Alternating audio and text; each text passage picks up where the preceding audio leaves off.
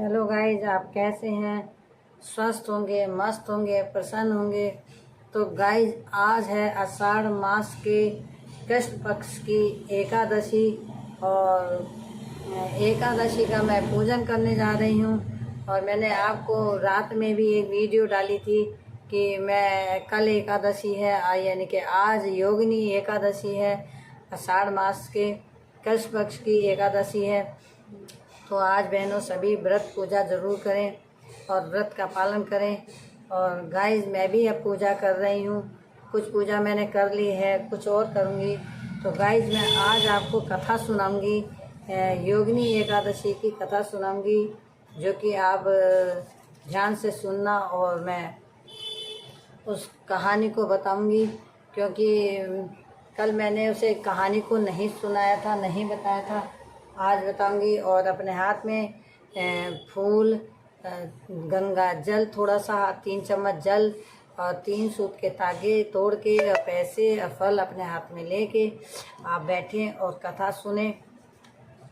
तो गाइस, श्री कृष्ण जी बोलो योगिनी एकादशी मैया की जय। श्री कृष्ण जी बोले, युधिष्ठिर, आषाढ़ मास के कृष्ण पक्ष की एकादशी का नाम योगिनी है। इसके महात्म की एक पौराणिक कथा कहता हूँ। अलकापुरी में शंकर जी के भगत कुबेर जी रहते थे। पूजा के लिए हेममाली पुष्प लाया करता था। उसकी स्त्री अति सुंदर थी, उसका नाम विशालाक्षी था। और हेममाली एक दिन मानसरोवर से पुष्प तोड़कर घर आया तो पत्नी की छवि देखकर कामातुर हो गया और पूजा के फूल लाना भूल गया।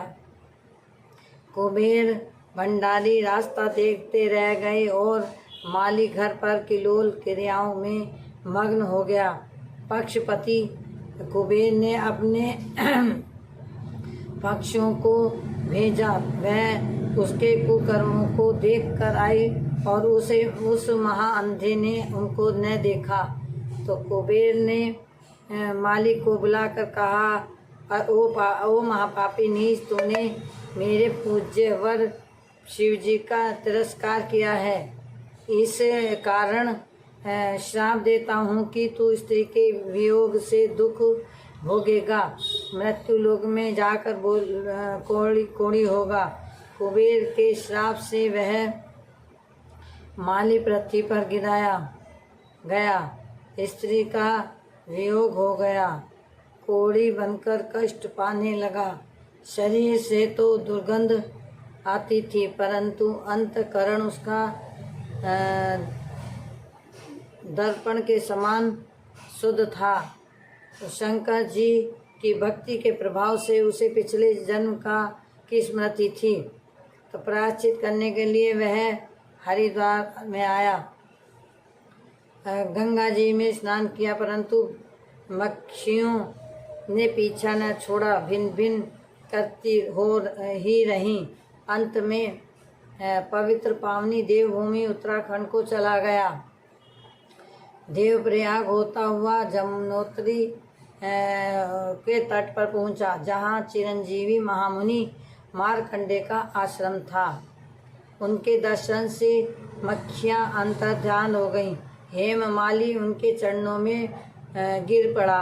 अपने अपराध की कथा सुनाकर उनसे मुक्ति का उपाय पूछने लगा।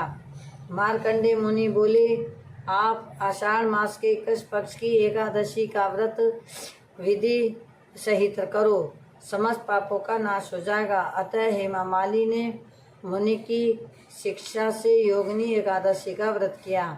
उसके प्रभाव से अपने दिव्य स्वरूप को प्राप्त किया। जो फल 88,000 ऋषियों को भोजन खिलाने से मिलता है, वह एकादशी महात्म को सुनने से मिलता है। तो गाइज, आज जो फलाहार लेना है वह यह कथा ब्रह्म वैवर्त पुराण में वर्णित है। इस दिन मिश्री का प्रसाद लेना चाहिए और तरल पदार्थ मिश्री का प्रयोग दूध व दूध से बनी मिठाई, फल इस व्रत में ले सकते हैं। तो गाइज ये है योगिनी देश एकादशी की कथा, जो कि आज मैंने आपको सुनाई है। और आप इसे ध्यान से सुने जब भी मेरी वीडियो खोलें, और भगवान को पंचामृत से स्नान कराएं, और आज धरती पे ही सोएं। अगर आपकी इच्छा है तो गौदान भी कर सकते हैं, और गौ को चारा भी खिला सकते हैं, और दीपदान भी कर सकते हैं। आज दोस्तों, आज जो एकादशी है, अगर आपसे रहा जाए तो निराहार रहें, और अगर नहीं तो फलाहार से रख लें। और अगर फलाहार से पेट नहीं भरता है तो आप कोटू का आटा, सिंगाड़े का आटा सही रहेगा, क्योंकि इस समय गर्मी है।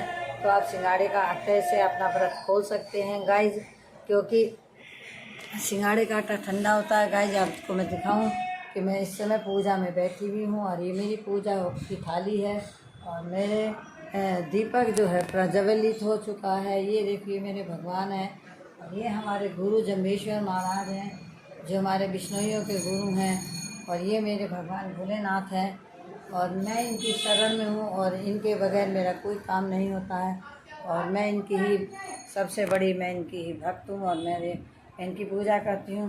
तो गाइस, अपने पूजा में हमेशा लोटे का कलश ज़रूर रखें, और जब आप सूर्य देव को जल चढ़ाएं तो इसमें चीनी के दाने या मिश्री के दाने डाल के ही भगवान को अर्पण करें, सूर्य देव को अर्पण करें। तो गाइस, मैं तो हमेशा जब जल चढ़ाती हूँ तो मैं सूर्य देवता को उसमें मिश्री ही डाल के चढ़ाती हूँ। और गाइस, तिलक के बहुत मायने होते हैं। भगवान को सबको पूजा करने से पहले आप तिलक ज़रूर लगाएं। तिलक लगाने का मतलब होता है कि जैसे कोई हमारे घर में मेहमान आता है या नेता आता है कोई, तो उसका हमेशा तिलक करते हैं। इसलिए करते हैं कि उसको ऐसा लगता है कि जैसे मैं इनके घर आया हूँ तो मेरी इज्जत हुई है, मेरी आवभगत हुई है, मेरा मान सम्मान हुआ है। तो इसलिए हमें भगवान का, ये तो भगवान है तो इनका तो पहले करना चाहिए हमें, क्योंकि भगवान है ये ना, इनकी तुलना एक आम आदमी से नहीं हो सकती ना। तो इस वजह से आप भगवान का तिलक करें। दीपक घी का जला लें, चाहे और दिन किसी चीज़ का जला लें, लेकिन अगर आपका एकादशी का व्रत है, कोई खास पूजा है, इसमें दीपक जलाएं देसी घी का। और दोस्तों, भगवान को माला अर्पण करें, फूल अर्पण करें, पीले वस्त्रों को धारण करें, क्योंकि पीले वस्त्र में एक देवत्व ऊर्जा खींचने की पावर होती है। आप देख सकते हैं, कभी भी किसी देवता की मूर्ति वगैरह कुछ भी देखें तो उसमें आप देखेंगे कि पीले ही कपड़े पहने रहते हैं देवता। तो गाइज, मैं अपने अब भोग लगाती हूँ भगवान को, इसी में आरती। तो दोस्तों, मैं अपनी वीडियो को यहीं समाप्त करती हूँ। मेरी वीडियो को लाइक करना, शेयर करना, सब्सक्राइब करना ना भूलना दोस्तों। मैं अब वीडियो बहुत इंटरेस्टिंग बनाने लगी हूँ, तो प्लीज़ आप देखा करें, और आप देखोगे तो मुझे सपोर्ट मिलेगी। प्लीज़ ज़्यादा से ज़्यादा सपोर्ट करा करें गाइज। और ये एकादशी की आज मैंने सुबह के समय ये वीडियो बनाई है, तो आप इसे अगर सुनेंगे तो आपको ज्ञान ज़रूर प्राप्त होगा, और ये ज्ञान मैंने ऐसे ही प्राप्त नहीं किया। सो आप सुने। Thank you so much. Like subscribe करना ना भूलें गाइज।